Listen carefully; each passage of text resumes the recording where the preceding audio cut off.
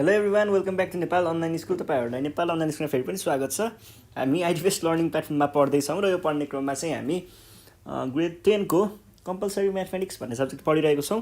र कम्पलसरी म्याथमेटिक्समा चाहिँ मैले तपाईँहरूलाई कम्पाउन्ड इन्ट्रेस्ट भन्ने च्याप्टरको डिफ्रेन्ट टाइप्स अफ एक्जाम्पलहरू लिएर त्यसलाई सल्भ गराउँदै थिएँ र हामीले विभिन्न प्रकारका एक्जाम्पलहरू हेरिसकेका छौँ अहिलेसम्म। र अब फेरि पनि नयाँ टाइपको एउटा कुनै एक्जाम्पलहरू हेर्छौँ नयाँ खालको, अनि त्यसलाई सल्भ गर्छौँ आजको सिरिजमा। र हाम्रो नयाँ टाइप भनेको चाहिँ के रहेको छ भन्दाखेरि म क्वेसन लेख्छु अनि त्यतिखेर टाइप डिस्कस गरौँला है। म पहिला क्वेसन चाहिँ लेखिहालौँ अनि छिटो गर्ने के। ल, हाम्रो यो चाहिँ टाइप कतिमा पुगेको थियौँ हामी? टाइप 9मा पुगेको थियौँ प्रोभाब्ली। टाइप 9मा है।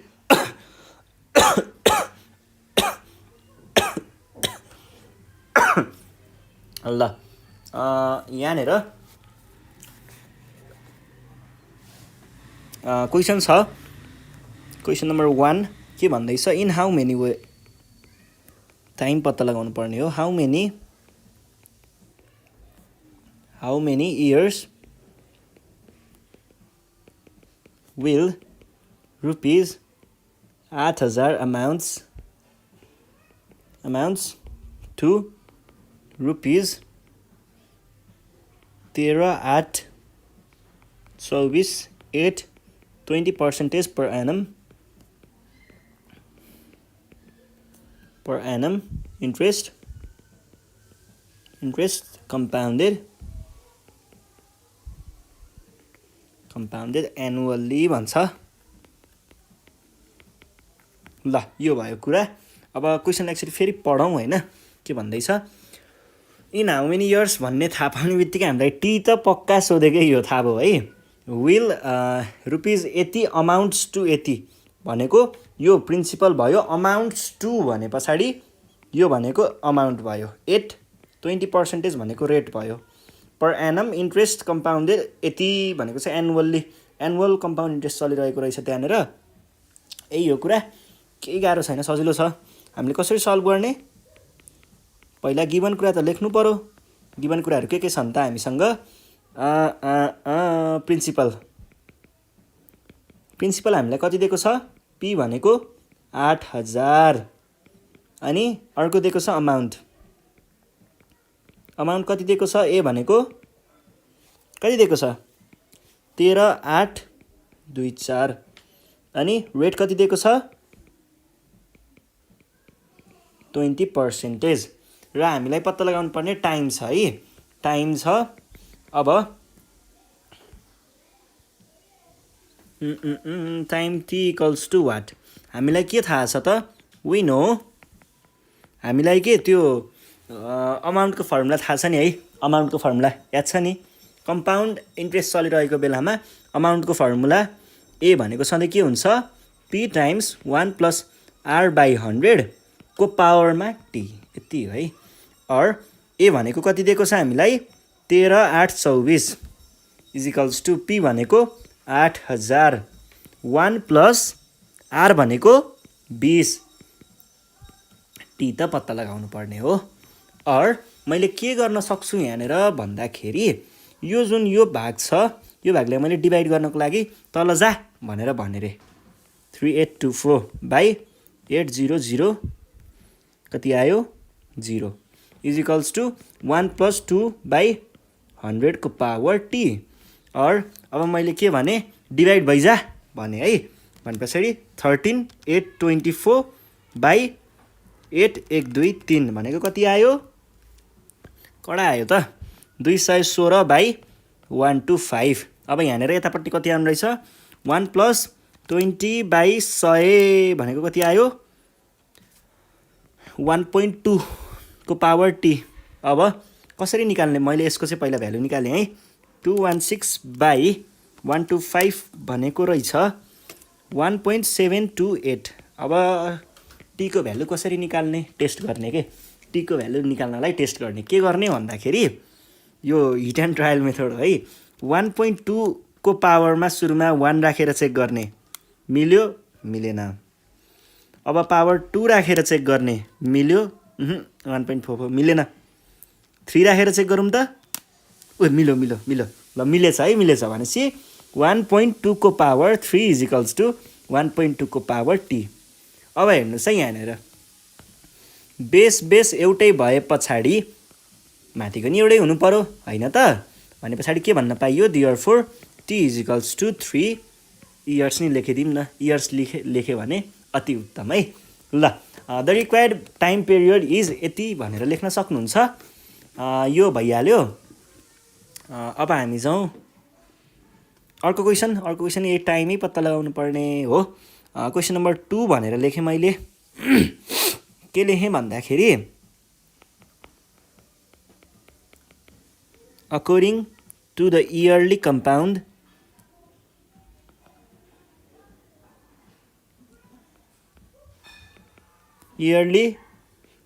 interest in what time will the compound interest on rupees कतिमा 40,000 कि 4 लाख हो यो 4 लाख पो रहेछ त 4 lakh at the rate of interest 6.5% per annum be rupees 53690। माथिको क्वेसन भन्दा केही फरक छ र त्यस्तो केही एउटै खालको छ है केही गाह्रो छैन ढुक्क भएर बुझ्दा हुन्छ। पहिला सुरुमा क्वेसन पढौँ एकचोटि। According to the yearly compound interest in what time भनेपछि टाइमले सोध्यो टाइम कति हो भन्छ। विल सिआई अन भने पछाडि यो भनेको हाम्रो के हुनु पर्यो पी हुनु पर्यो प्रिन्सिपल एट द रेटै हो यो पर एनम भनेर भनेको छ।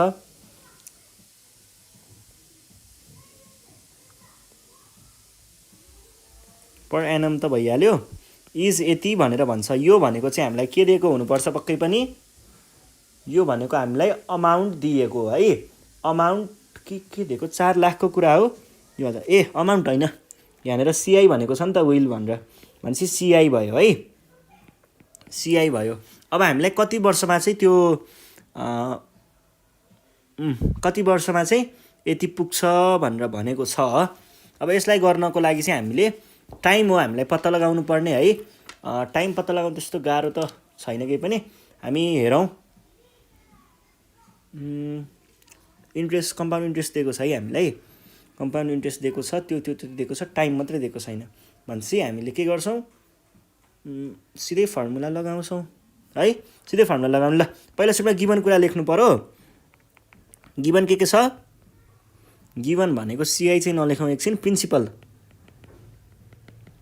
प्रिन्सिपल पी भनेको कति दिएको छ 4 1 2 3 4 5 4 लाख। टाइम कति दिएको छ थाहा छैन टी सपोज गरेको है मैले। रेट कति दिएको छ 6.5% अनि अर्को केही दिएको छ सिआई दिएको छ त्यो म यता भन्छु। हामीलाई एकर्डिङ टु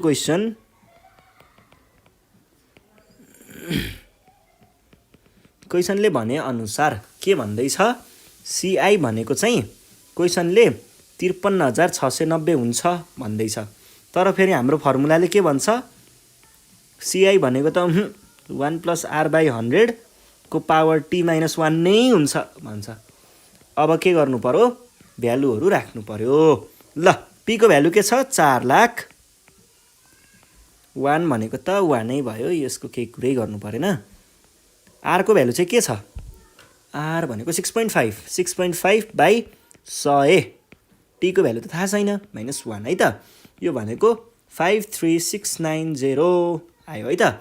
अब के गर्नुपर्छ जस्तो देख्छु मैले भन्दा यो जुन चिज छ यो चिजलाई तपाईँले यहाँ लगेर डिभाइड भइजा भनेर पठाइदिनु है त। के हुने भयो त यो भनेको 1 + 6.5/100 को पावर t - 1 बाँकी रह्यो यतापट्टि 53690/4 लाख 4 लाख भयो है।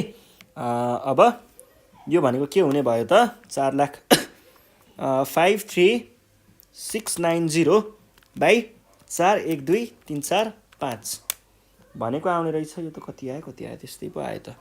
यो भयो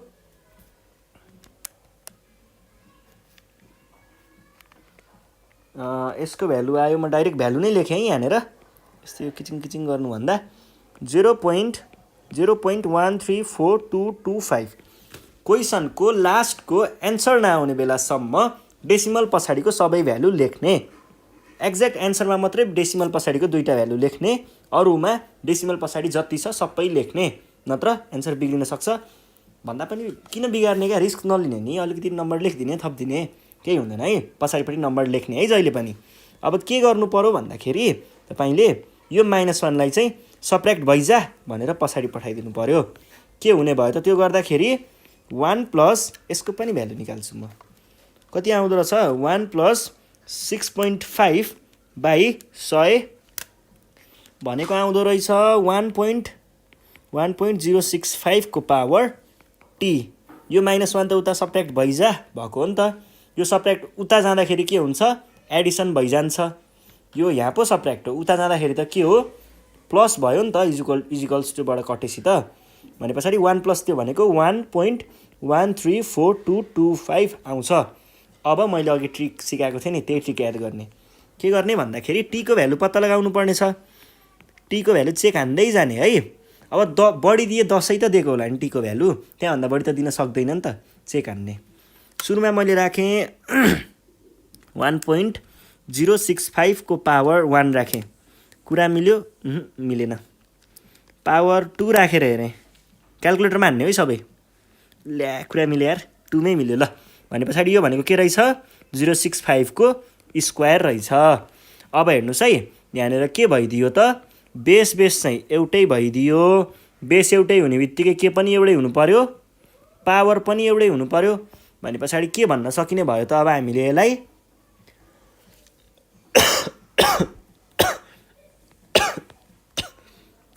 t इक्वल्स टु 2 भन्न सकिने भयो, र यो नै हाम्रो एन्सर हो है त।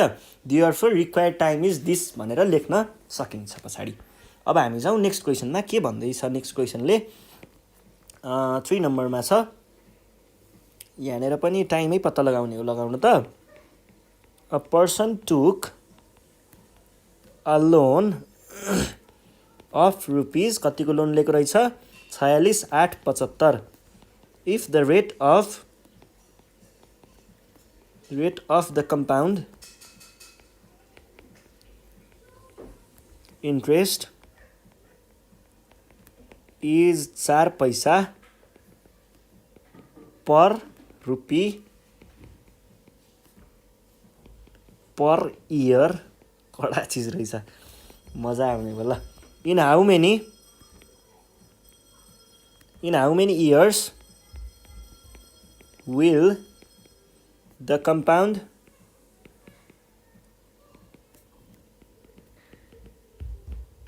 इन्ट्रेस्ट बी रुपिज 5853 भनेर भन्छ। ल क्वेसन पढौँ एकचोटि फेरि। A person took a loan of यति, टुक अ लोन अफ यति भन्ने बित्तिकै यो भनेको पी हुने भयो।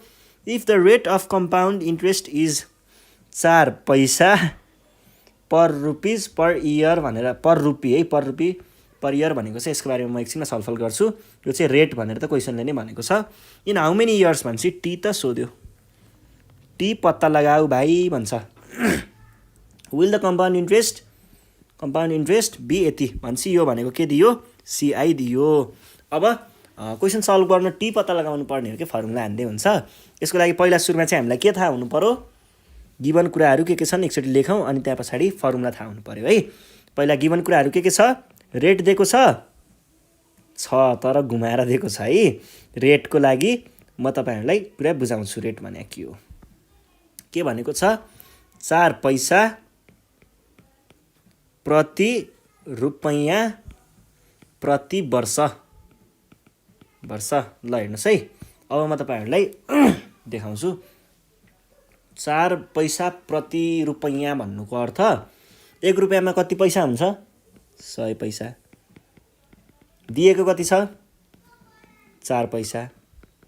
केही चिजलाई पनि फो क्लासमा पढेको याद गर्नु पर्यो है। फो क्लासमा केही चिजलाई पनि पर्सेन्टेजमा लेख्नु छ भने कसरी लेख्ने गरेको थियो?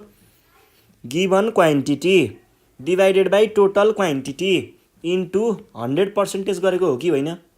हो नि। ल त्यही गरौँ है त। गिभन क्वान्टिटी 4 पैसा बाई टोटल क्वान्टिटी कति?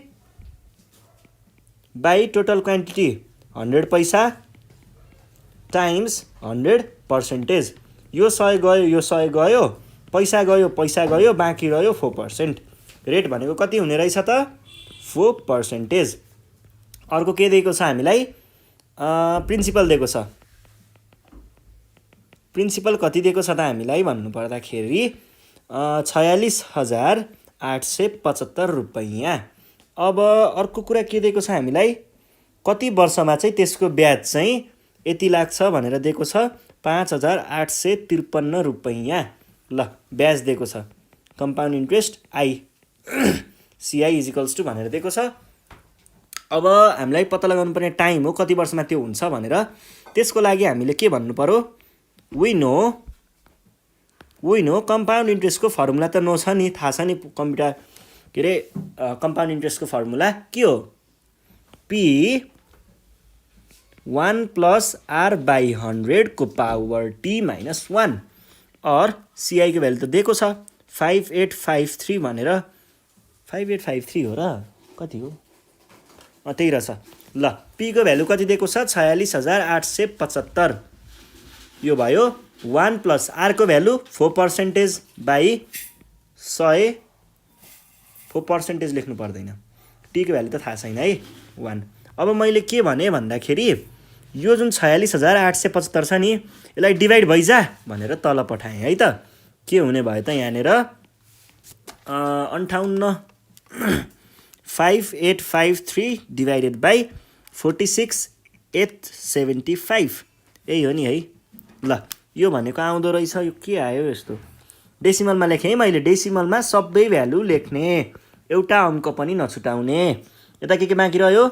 1 + 4/100 को पावर t - 1। अब मैले यो -1 लाई के भने त उता गएर प्लस भइजा भनेर पठाइदिएँ है त। के आउने भयो त यहाँनिर? और जोडिँदाखेरि 1.12486 पो आउँछ इजिकल्स टु 1 + यसको भ्यालु निकालिदिइहाल्नु होला है। 1.04 को पावर t आउँछ। अब के गर्ने? त्यही यो अघि भनेकै जस्तै गर्ने के। पहिला सुरुमा 1.04 को पावर 1 राखेर हेर्ने, काम दिएन यसले। अब 2 राखेर हेर्ने, यसले नि काम दिएन। 3 राखेर हेरौँ त के हुँदो रहेछ? काम दियो। ल भनेपछि 3 रहेछ। 1.04 को पावर 3 इजिकल्स टु 1.04 को पावर t। अब के गर्नु पर्यो? बेस एउटै छ भनेदेखि यसको पावर पनि एउटै हुनै पर्छ है। हुनै पर्छ भनेपछि के भन्न पाइयो त? Therefore t equals to 3 years भन्ने क्वेसन सकाइदिने है त। ल यो क्वेसन नि सकियो। सजिलो थियो, केही गाह्रो थिएन। र आज हामीले यति नै गर्छौँ। योभन्दा नेक्स्ट सिरिजमा हामी बाँकी रहेको क्वेसनहरू, डिफ्रेन्ट टाइपको क्वेसनहरू सल्भ गरौँला। त्यतिखेरसम्म चाहिँ तपाईँहरू घरमै बसेर प्र्याक्टिस गर्नुहोस् न। घरमै बसेर प्र्याक्टिस गर्न सक्नुहुन्छ। अनि प्र्याक्टिस गर्ने क्रममा केही गाह्रो भयो, अप्ठ्यारो भयो, प्रब्लम आएन, सल्भ गर्न सकिएन भनेदेखि चाहिँ हामीलाई कन्ट्याक्ट गर्न सक्नुहुन्छ 9849595895 मा। अथवा आफ्नो प्रब्लमहरूलाई 10 वटा जति प्रश्न राखेर फोटो खिचेर आफ्नो नामसहित पठाउन सक्नुहुन्छ वाट्सएपमा, भाइबरमा। अनि हामीले त्यसको पुरै सल्भ गरेर तपाईँलाई युट्युबमा राखिदिनेछौँ। त्यो पनि एउटा दामी अप्सन हो है। ल त्यो पनि गर्न सक्नुहुन्छ। अथवा फोन गरेर भन्न पनि सक्नुहुन्छ, तल कमेन्टमा भन्न पनि सक्नुहुन्छ। पढाएको बुझ्नु भएको छैन भने पनि भन्न सक्नुहुन्छ तल कमेन्टमा। ह्यान्डराइटिङ नराम्रो भयो भने पनि भन्न सक्नुहुन्छ। ल यही हो। साथीहरूलाई ग्रुपतिर भिडियो सेयर गर्दै गर्नु होला। अरूहरूलाई नि पढाउनुपर्छ है। अनि सब्सक्राइब गर्न नबिर्सिनु होला है त। यति भन्दै बिदा माग्छु। धन्यवाद।